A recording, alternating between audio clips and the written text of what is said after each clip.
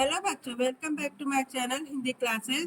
तो आज हम पढ़ेंगे डॉक्टर राजेंद्र प्रसाद जी द्वारा लिखित भारतीय संस्कृति की व्याख्या पार्ट 2।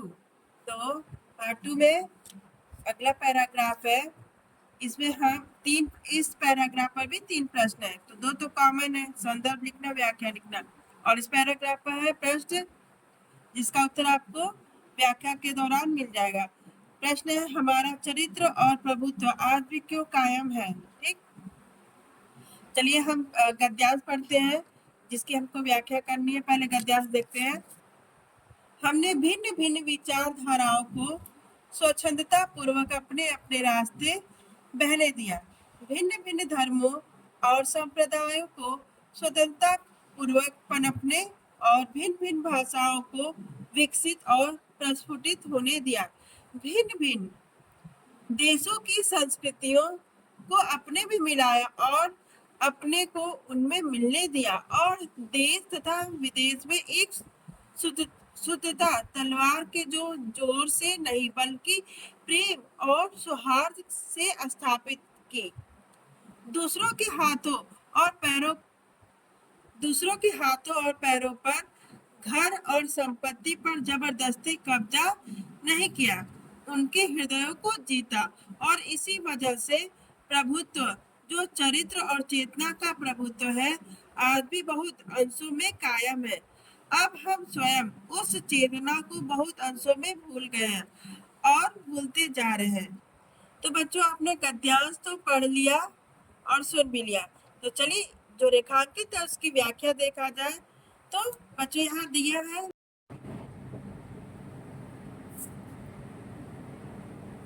भारतीय संस्कृति की सहिष्णुता के बारे में लेखक बताता है कि हम भारतीयों ने अन्य देशों के लोगों को सहजता से स्वीकार किया और स्वयं में इस प्रकार घुल मिल जाने दिया मानो वह हमारे ही अभिन्न अंग रहे हो। हम भारतीयों ने अपनी शक्ति के बल पर विदेशों में अपनी विचारधारा थोपने का प्रयास नहीं किया। हमने प्रेम, सद्भाव और भाईचारे के बल पर ही अपनी विचारधारा को स्थापित किया। तो यहाँ पे भारतीयों ने बलपूर्वक अपने विचारों को किसी के ऊपर थोपने का प्रयास नहीं किया, बल्कि प्रेम, सद्भाव और भाईचारे के बल पर ही अपनी विचारधारा को स्थापित किया। भारतीय संस्कृति ने सदैव प्रेम और मित्रता की भावना से दो भिन्न भिन्न संस्कृतियों को एक किया। हम भारतीयों ने कभी दूसरों के शारीरिक अंगों, धन दौलत, घर संपत्ति आदि पर बलपूर्वक कब्जा नहीं किया, बल्कि उनके दिलों को प्रेम और सौहार्द से जीतने का प्रयास किया। इसका प्रभाव भी स्पष्ट है कि भारतीयों का प्रभाव दूसरे देशों के लोगों पर बना हुआ है। यह दुर्भाग्यपूर्ण है कि आज हम अपने उस गुण को भूलते जा रहे हैं जिसके कारण दूसरों पर हम अपना प्रभाव जमाए हुए थे। ठीक बच्चों, तो इस गद्यांश पर जो प्रश्न था, क्या प्रश्न था, हमारा चरित्र और प्रभुत्व आज भी क्यों कायम है। तो उसी प्रश्न का उत्तर देखिए, यहाँ पे है, हम भारतीयों का प्रभुत्व और चरित्र आज भी इसलिए कायम है क्योंकि इसे तलवार की ताकत और मार काट के सहारे नहीं बल्कि प्रेम और सौहार्द के बल पर दूसरों के दिलों को जीतकर कायम किया गया। चलिए अब दूसरे गद्यांश की व्याख्या देखा जाए। गद्यांश की व्याख्या बताने से पहले हम गद्यांश को पढ़ेंगे। अगला गद्यांश है, दूसरी बात जो इस संबंध में विचारणीय है वह यह है कि संस्कृति अथवा सामूहिक चेतना ही हमारे देश के प्राण है। इसी नैतिक चेतना के सूत्र से हमारे नगर और ग्राम, हमारे प्रदेश और संप्रदाय, हमारे विभिन्न वर्ग और जातियां आपस में बंधी हुई हैं, जहां उनमें सब तरह की विभिन्नताएं हैं, वहां उन सब में यह एकता है। इसी बात को ठीक तरह से पहचान लेने से बापू ने जनसाधारण को बुद्धिजीवियों के नेतृत्व में क्रांति करने और तत्पर रहने के लिए इसी नैतिक चेतना का सहारा लिया था। अहिंसा, सेवा और त्याग की बातों से जन साधारण का हृदय इसलिए आंदोलित हो उठा क्योंकि उन्हीं से तो वह शताब्दियों से प्रभावित और प्रेरित रहा। तो चलिए इस गद्यांश की व्याख्या देखा जाए। सबसे पहले तो इस गद्यांश पर कुछ प्रश्न दिए, उन प्रश्नों को देख लीजिए। तो प्रश्न है कि लेखक ने भारतीय संस्कृति की एकता और उसके बल का क्या महत्व बताया है। बापू ने क्रांति के लिए किसका सहारा लिया था। जनसाधारण का हृदय किन बातों से आंदोलित हो उठा और क्यों। तो बच्चों आपको इन तीनों प्रश्नों का उत्तर तो आपको इस गद्यांश के अंतर्गत मिल ही गया होगा। जैसे ये देखिए, बापू ने क्रांति के लिए किसका सहारा लिया था। तो बापू ने क्रांति के लिए अहिंसा और सत्य जैसे दो हथियारों का सहारा लिया था। ठीक है। डॉक्टर राजेंद्र प्रसाद जी कहते हैं कि विश्व की प्रसिद्ध जातियां मिट गई, लेकिन हम भारतीयों ने प्रतिकूल परिस्थितियों में भी स्वयं को सुरक्षित रखते हुए अपने आध्यात्मिक एवं बौद्धिक गौरव को सुरक्षित बनाए रखा। हम भारतीयों की सामूहिक जागरूकता का नैतिक आधार पहाड़ों से भी मजबूत और समुद्र से भी गहरा और आकाश से भी अधिक विस्तृत है।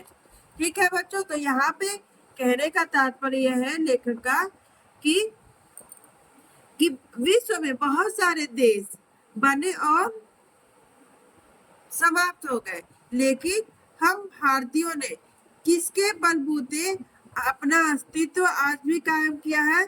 तो वह है सामूहिक जागरूकता या सामूहिक चेतना। इसी अमर तत्व के बलबूते भारतीयों ने आज तक अपना अस्तित्व कायम बनाए रखे हुआ है, अपना अस्तित्व कायम रखे हुआ है। तो ये उसी चीज को यहाँ पे थोड़ा सा विस्तृत रूप में और साहित्यिक रूप में लिख दिया गया है। ठीक है बच्चों आगे देखिए। तो यहाँ तक तो क्या, हम भारतीयों की सामूहिक जागरूकता का नैतिक आधार पहाड़ों से भी मजबूत, समुद्र से भी गहरा और आकाश से भी अधिक विस्तृत है। लेखक कहते हैं कि सामूहिक चेतना के विषय में, किसके विषय में, सामूहिक चेतना के विषय में दूसरी बात जो विचार करने योग्य है वह है यह है कि यह संस्कृति अथवा सामूहिक चेतना हमारे भारत देश के प्राण है। ये सामूहिक चेतना हमारे भारत देश का क्या है, प्राण है। इस देश के समस्त नगर और ग्राम, सभी प्रदेश और संप्रदाय, विभिन्न वर्ग और जातियां इसी नैतिक चेतना के सहारे आपस में एक दूसरे से जुड़ी हुई है। ठीक है बच्चों, तो हमारे देश में जितने भी नगर, गांव और प्रदेश, संप्रदाय, विभिन्न वर्ग और जातियां हैं, इसी चेतना के सहारे एक दूसरे से जुड़ी हुई है। आगे चलिए। संस्कृति अथवा सामूहिक चेतना ही विभिन्न नगर और ग्राम, प्रदेश, संप्रदाय तथा विभिन्न वर्ग और जातियों की एकता का आधार है। इस बात को गांधी जी ने अच्छी तरह समझा था, इसलिए उन्होंने जनसाधारण को बुद्धिजीवियों के नेतृत्व में क्रांति करने के लिए इसी नैतिक चेतना को अपना संबल अर्थात सहारा बनाया था। ठीक है, तो अगला गद्यांश देखा जाए और उसकी व्याख्या। आज विज्ञान मनुष्यों के हाथों में अद्भुत और अतुल शक्ति दे रहा है। उसका उपयोग एक व्यक्ति और समूह के उत्कर्ष और दूसरे व्यक्ति और समूह के गिराने में होता ही रहेगा। इसलिए हमें उस भावना को जागृत रखना है और उसे जागृत रखने के लिए कुछ ऐसे साधनों को भी हाथ में रखना होगा जो उस अहिंसात्मक त्याग भावना को प्रोत्साहित करे और भोग भावना को दबाए रखे। नैतिक अंकुश के बिना शक्ति मानव के लिए हितकर नहीं होती। वह नैतिक अंकुश यह चेतना या भावना ही दे सकती है, वही उस शक्ति को परिमित भी कर सकती है और उसके उपयोग को भी नियंत्रित भी। तो बच्चों पहले ये बता दें कि इस गद्यांश में क्या कहा गया है कि आज विज्ञान मनुष्य के हाथों में एक अतुलनीय और एक अद्भुत अनोखा शक्ति दे दी है, लेकिन मनुष्य क्या कर रहा है? उन शक्तियों का दुरुपयोग कर रहा है। व्यक्ति और समूह अपना तो उत्कर्ष और उन्नति तो कर रहे हैं, लेकिन साथ ही दूसरे व्यक्ति और समूह को गिराने में भी उसका उपयोग कर रहे हैं। इसलिए इस शक्ति पर नैतिकता का अंकुश लगाना बहुत आवश्यक हो गया है। तो चलिए उस गद्यांश की व्याख्या देखने से पहले हम गद्यांश का प्रश्न पढ़ना ही भूल जाते, तो प्रश्नों को भी तो देखिए। चलिए, तो प्रश्न क्या दिया है कि उपरोक्त गद्यांश में लेखक ने मानव को क्या संदेश दिया है, एक प्रश्न ये है। और उसी प्रश्न को घुमा के दूसरी तरह से लिख दिया है कि लेखक ने गद्यांश में मानव को क्या संदेश देना चाहा है। ठीक है बच्चों। और अगला प्रश्न है विज्ञान का उपयोग किस प्रकार किया जा रहा है। तो इन सभी प्रश्नों का उत्तर आपको गद्यांश के अंतर्गत मिल जाएगा। विज्ञान की शक्ति के संतुलित उपयोग के लिए किस भावना को जागृत रखना आवश्यक है। ठीक है, तो अहिंसात्मक और त्याग की भावना को जागृत रखना आवश्यक है। ठीक है, जो इसमें आपकी किताब में लिखा गया है। तो चलिए व्याख्या देखा जाए। तो व्याख्या है कि प्रस्तुत गद्यांश में लेखक कहते हैं कि आधुनिक युग विज्ञान का युग है। वैज्ञानिक आविष्कारों ने मनुष्य को अद्भुत एवं अतुलनीय शक्ति प्रदान की है, किंतु विज्ञान से प्राप्त शक्तियों का प्रयोग मानव द्वारा उचित रूप से नहीं किया जा रहा है। जहां एक और मनुष्य विज्ञान द्वारा प्रदान की गई शक्ति का प्रयोग अपने तथा अपने समूह के विकास और उत्थान में करता है, वहीं दूसरी ओर दूसरे व्यक्ति एवं दूसरे समूह को गिराने के लिए करता है। मनुष्य की इसी प्रवृत्ति को देखते हुए हमें कुछ ऐसे साधनों का निर्माण करना होगा जिससे समाज एवं राष्ट्र में ऐसी भावना जागृत हो जिससे विज्ञान की शक्ति के दुरुपयोग को रोकने के लिए अहिंसात्मक त्याग की भावना को प्रोत्साहित किया जा सके। यदि विज्ञान की शक्ति पर नैतिक मूल्यों का नियंत्रण नहीं लगाया जाएगा तो यह मानव के लिए हितकर सिद्ध नहीं हो सकेगा। नैतिक अंकुश के माध्यम से ही विज्ञान की असीमित शक्ति सीमित हो सकती है और उसका उपयोग विनाश के स्थान पर निर्माण के लिए किया जा सकता है। तो अगला और अंतिम गद्यांश है कि वर्तमान युग में भारतीय संस्कृति के समन्वय के प्रश्न के अतिरिक्त यह बात भी विचार्य है कि भारत की प्रत्येक प्रादेशिक भाषा की सुंदर और आनंदप्रद कृतियों का स्वाद भारत के अन्य प्रदेशों के लोगों को कैसे चखाया जाए। मैं समझता हूँ कि इस बारे में दो बातें विचारणीय है। क्या इस संबंध में यह उचित नहीं होगा कि प्रत्येक भाषा की साहित्यिक संस्थाएं उस भाषा की कृतियों को संघ लिपि अर्थात देवनागरी में छपवाने का आयोजन करे। मुझे विश्वास है कि कम से कम जहां तक उत्तर की भाषाओं का संबंध है, यदि वे सब अपनी कृतियों को देवनागरी में छपवाने लगे तो उनका स्वाद लगभग सारे उत्तर भारत के लोगों को आसानी से ले सकेंगे, क्योंकि इन सब भाषाओं में इतना साम्य है, समानता है कि एक भाषा का अच्छा ज्ञाता दूसरी भाषा की कृतियों को स्वल्प यानी थोड़े से परिश्रम से समझ जाएगा। तो ये रहा गद्यांश। अब चलिए गद्यांश की व्याख्या जानने से पहले प्रश्न है कृतियों को देवनागरी लिपि में छपवाने का सुझाव क्यों दिया गया है। ठीक है, तो इसका तो उत्तर आपको इसके गद्यांश के अंतर्गत मिल ही गया होगा। तो चलिए अब व्याख्या देखा। लेखक कहते हैं कि आज हमें भारतीय संस्कृति के संरक्षण के लिए उसके विभिन्न तत्वों में समन्वय स्थापित करने की आवश्यकता है। इस समन्वय के संदर्भ में लेखक एक उपाय की ओर संकेत करते हुए कहते हैं कि तो सबसे पहले समन्वय यानी विभिन्न तत्वों को मिला जुलाकर एक ऐसी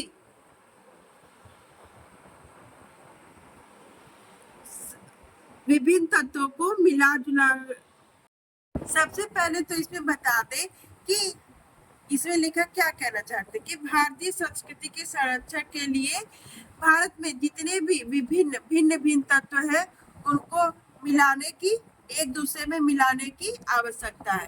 ठीक है बच्चों, तो समन्वय का अर्थ होता है मिला एक दूसरे में मिलाना, ठीक, एक दूसरे में मिलजुल कर रहना। तो भारत में अलग अलग विभिन्न भिन्न भिन्न स्थानों पर अलग अलग संस्कृतियां, उन सभी संस्कृतियों को एक साथ जानने के लिए हमें अलग अलग भाषाओं की पुस्तकों को एक ही भाषा में छपवाने की जरूरत है। ठीक है, तो और किस लिपि में छपवाने के लिए लेखक कह रहे हैं? देवनागरी लिपि में। तो इन्हीं सभी बातों की व्याख्या इसमें इस गद्यांश में की गई है। तो चलिए पढ़ा जाए। लेखक कहते हैं कि आज हमें भारतीय संस्कृति के संरक्षण के लिए उसके विभिन्न तत्वों में समन्वय स्थापित करने की आवश्यकता है। इस समन्वय के संदर्भ में लेखक एक उपाय की ओर संकेत करते हैं। वे कहते हैं कि हमारी साहित्यिक कृतियां या रचनाएं, हमारी साहित्यिक रचनाएं इस विषय में महत्वपूर्ण भूमिका निभा सकती हैं। कैसे? तो हमारी प्रत्येक प्रादेशिक भाषा में आनंद प्रदान करने वाली व्यक्ति की विचारधारा में परिवर्तन करके उसमें नैतिकता और चरित्र का विकास करने वाली साहित्यिक कृतियां मौजूद है। किंतु यह सबसे बड़ी समस्या यह है कि किसी प्रादेशिक भाषा में मुद्रित किसी कृति का रसास्वादन अन्य भाषा भाषी प्रदेश के लोगों को कैसे कराया जाए। इन कृतियों के ज्ञान विज्ञान को दूसरे प्रदेशों के लोगों तक पहुंचाने के लिए इन कृतियों का दूसरी प्रादेशिक भाषाओं में उत्तम अनुवाद किया जा सकता है। एक अच्छा अनुवाद किया जाना आवश्यक है। यहाँ लेखक एक और सुझाव देता है कि सभी भाषाओं की कृतियों का दूसरे प्रदेशों की भाषाओं में अनुवाद किया जाना संभव नहीं है, किंतु उन सबका भारत की राष्ट्रभाषा हिंदी की देवनागरी लिपि में अनुवाद करने में कोई समस्या नहीं है। देवनागरी लिपि में अनुवाद करने का सुझाव देने के पीछे लेखक का मंतव्य संभवतः यही है कि भारत के प्रत्येक भाषा भाषी को राष्ट्रभाषा हिंदी का इतना ज्ञान अवश्य हो कि वह उसे पढ़ और समझ सके। धन्यवाद।